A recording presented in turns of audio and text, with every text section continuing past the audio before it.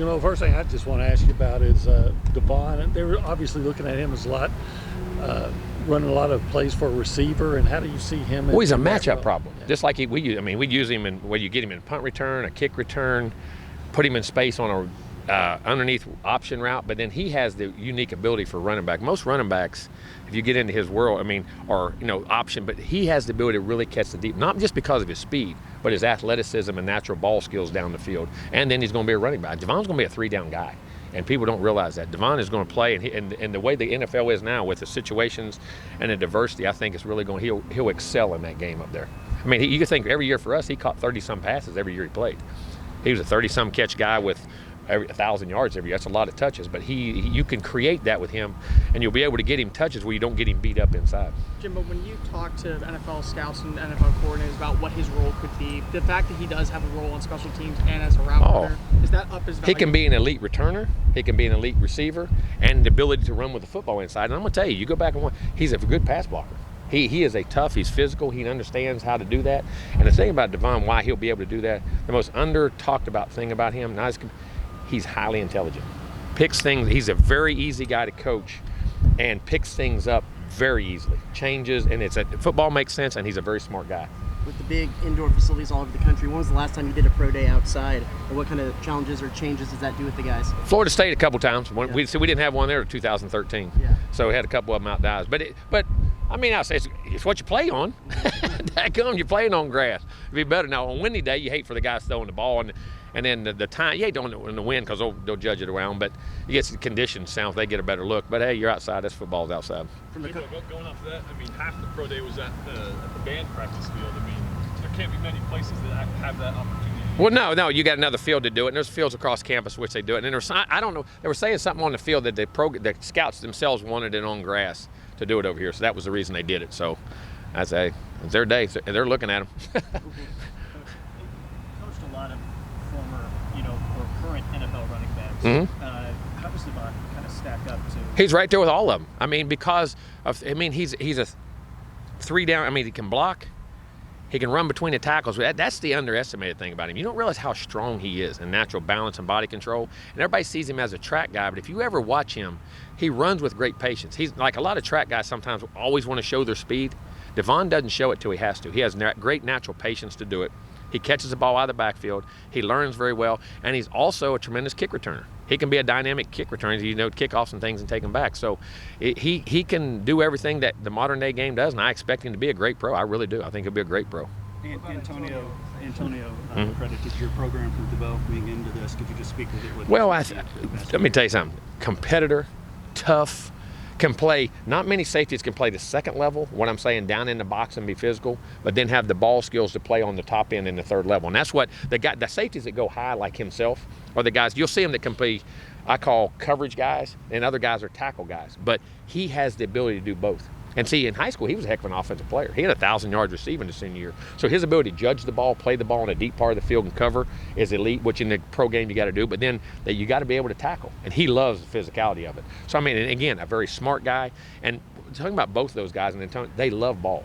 They play banged up, they play bruised up, and they are very, I call the old gym rat type guys. They love to go lift, run, do all that kind of stuff. Antonio's always doing something, working out. So I think he's big. I appreciate him saying that, but he was tremendous for us and was not a good player, great player for us. When talking about some of those DBs that you coached in the past, Derwin James can kind of also play a little bit of coverage and up on the line compared to kind of where he was at this time and Antonio. Well, I don't know if that's a fair, not for either one of them, because they all are their own guys. But it was funny when Antonio would come to me and say, "Hey, what was Derwin like?" He would ask, but then it shows you he was aware of who I'd been around and coached, and say, hey, how can that guy? He's seeing him get paid. He saw Jalen Ramsey get paid. He saw Xavier Rhodes, Ronald Darby, LaMarcus Joyner. There was a whole run of them. There was a ton of them, but that's interesting you say that, because he would come and ask me about those guys. Hey, what was he like? What was he like? What did he do? What did he do? Like, how much work did he put in? What is, to try to gauge, which I always really appreciate, because it showed you he had a great interest in that. And to compare guys, they're all similar and different in their own ways, but Derwin's as good as there is in the NFL, and I think Antonio, he's got to go to the NFL and do it, but he's going to have a heck of a chance to be one heck of a player. I really believe that. A guy like AJ, when he was a freshman, just felt like he had to try and find a Who's role. that? I'm sorry. Antonio Johnson. Yes, I'm sorry. When he was a freshman, you were just trying to find a role for him on the field. And that's why he put him down the nickel. Because of the ability for him to be able to become such a fully formed tackler, what does that do for his value? Well, and here's the other thing. Nickel, everybody gets, you got to tackle, but you got the toughest, maybe the toughest cover on the field, because you're usually playing those little slot guys who can fly. You know what I'm saying? And then occasionally a big guy. So the versatility, and you don't just look at nickel as a tackle. I don't, because the coverage skills, they can get you in one-on-one situations. And I think the versatility, again, playing a second-level player and then being able to play nickel, free, strong, and he can even play dime on the other side, which is like a nickel on the other side. So his position versatility, and the other thing he'll be is a really good special teams player. So, I mean, in the NFL, they're looking for, they only get 53 guys.